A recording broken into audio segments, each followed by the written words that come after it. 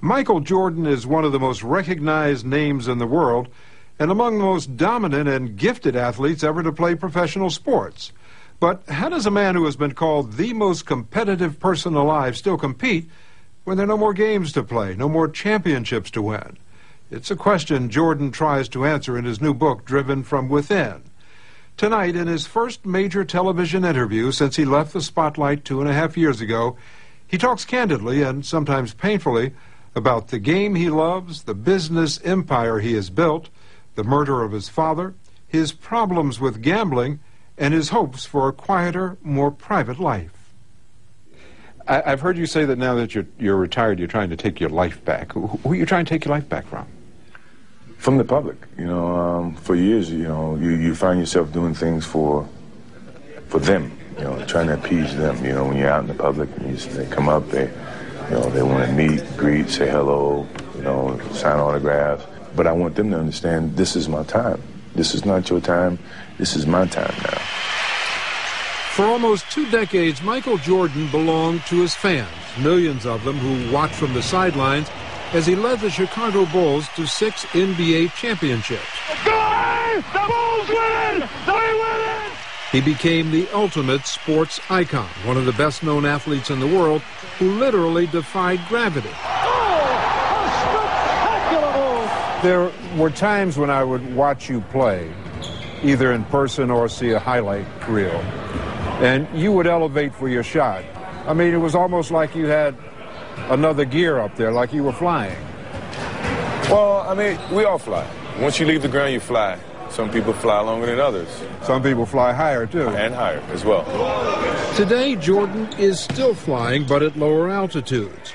We caught up with him recently in Las Vegas at the annual Michael Jordan Senior Flight School. It's a 4-day training camp where middle-aged guys who love the game pay $15,000 to get the full Michael Jordan experience, to play ball with him, to get fouled by him, and to get abused by him. What does he say to you on the court? Come on, it's like playing against my son. You're a midget. I mean, he's just very funny. Does he do the mouse in the house with you? Mouse in the house. Oh, mouse in the house. Anything to try to humiliate you. This is funny. With competition like this against guys who play mostly on the weekends, it's surprising that Jordan even broke a sweat. But he did, playing with intensity, pulling on shorts, and talking trash. I know you're looking at the ball. You're thinking about it. He also teaches them what he did so well in the NBA, bending the rules without getting caught by the referee. Watch Jordan's left hand here as he gives Russell the push. Referee can't see that. We asked him to demonstrate. If somebody is coming at you and trying to, what do you do? I'm basically going to use his physical aggressiveness against him. So if he's reaching a touch, I use it. You can get away with that. If you do it good enough, you can. And what about if I've got the ball and you pull on jerseys? No. I mean, you can. See, I can steal you. Well, so I can hold you from doing things. If I want to go this, yeah.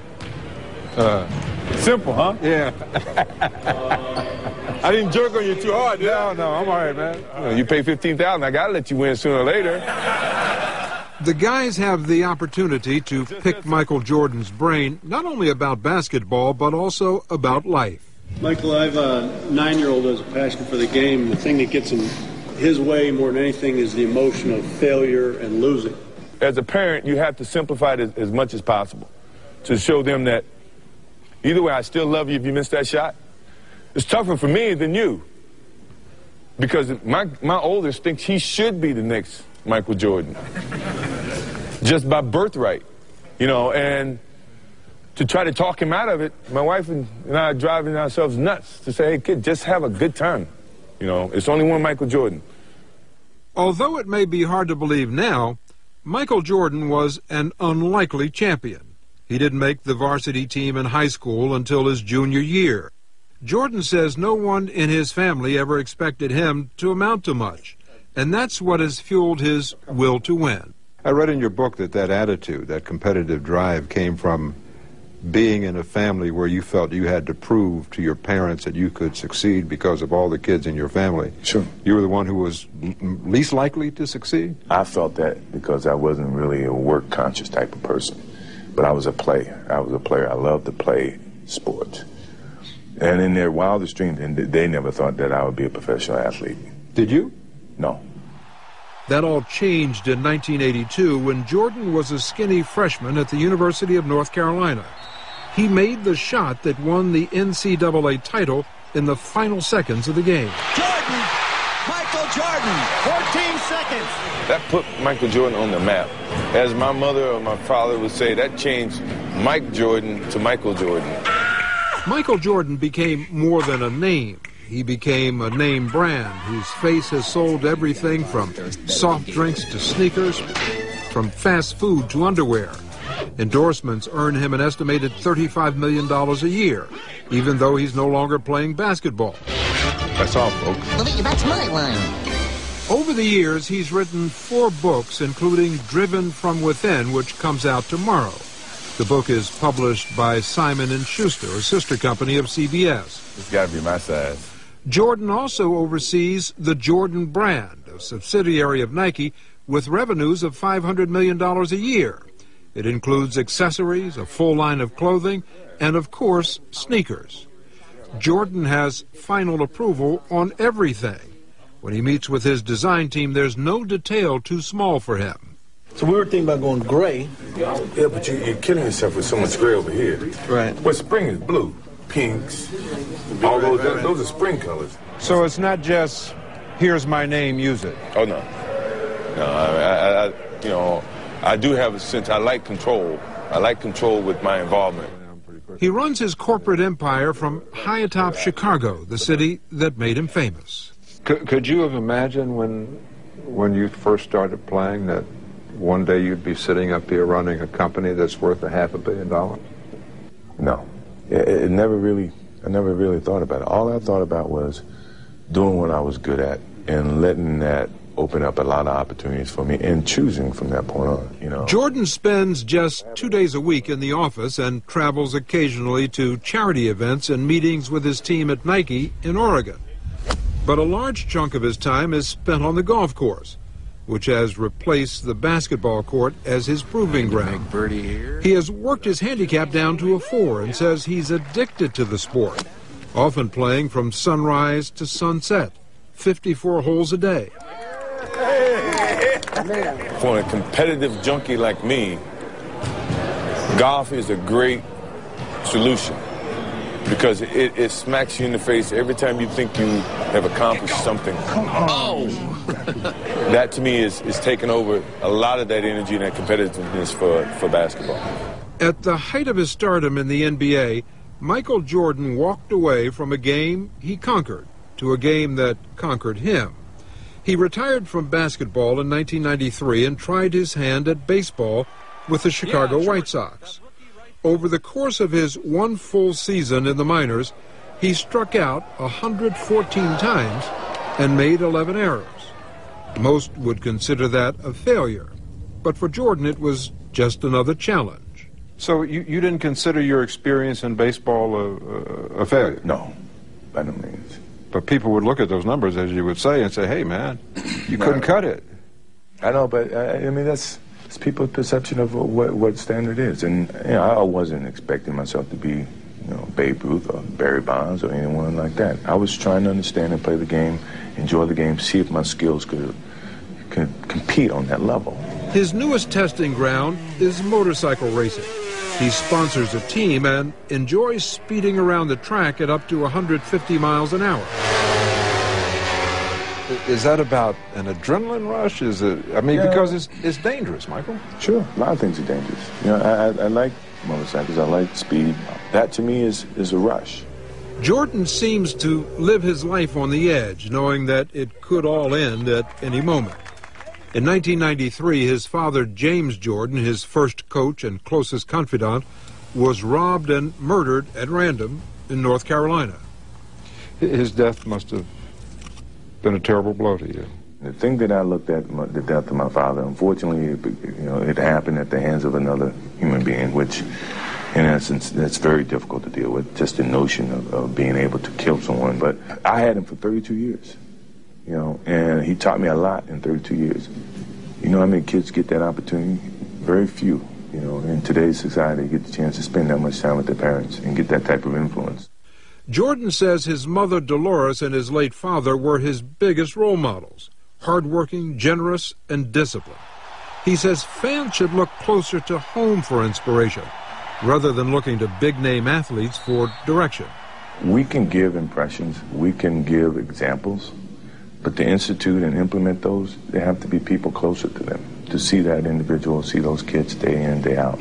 And for those people who've criticized you for not being more outspoken on political and social issues, who perhaps would like to see you be the kind of black iconic figure that, say, Muhammad Ali was in his day, or Arthur Ashe, or Jackie Robinson.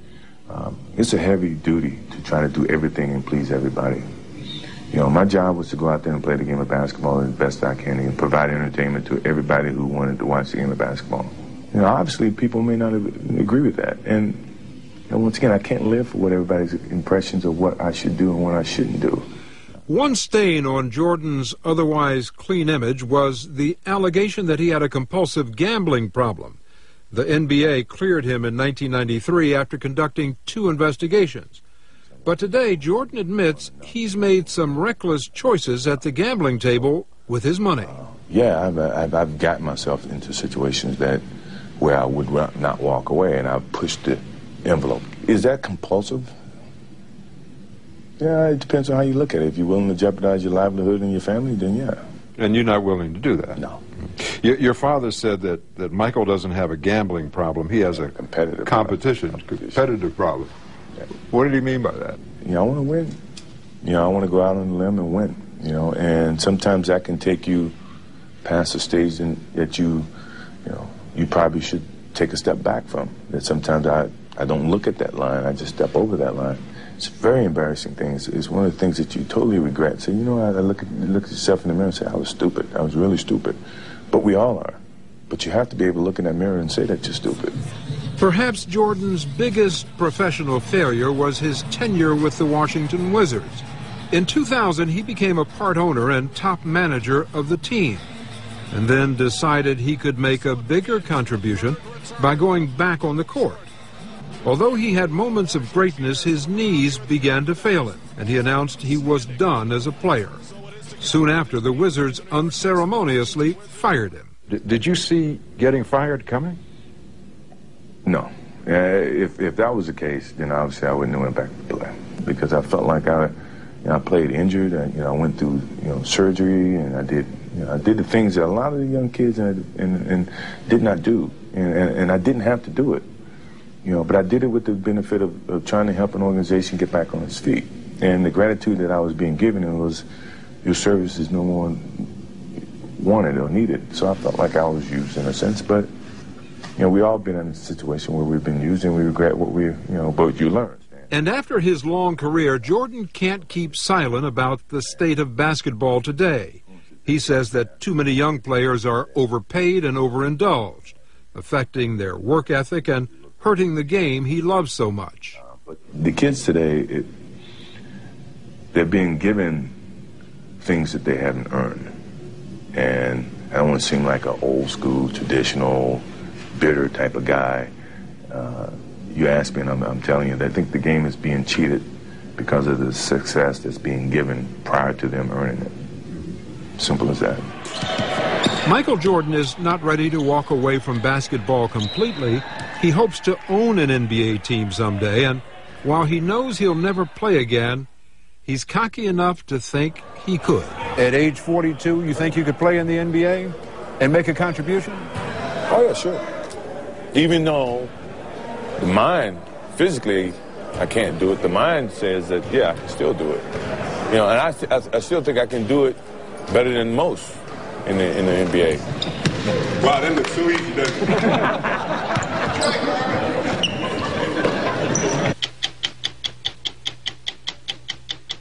Tonight's special broadcast of 60 Minutes with fewer commercials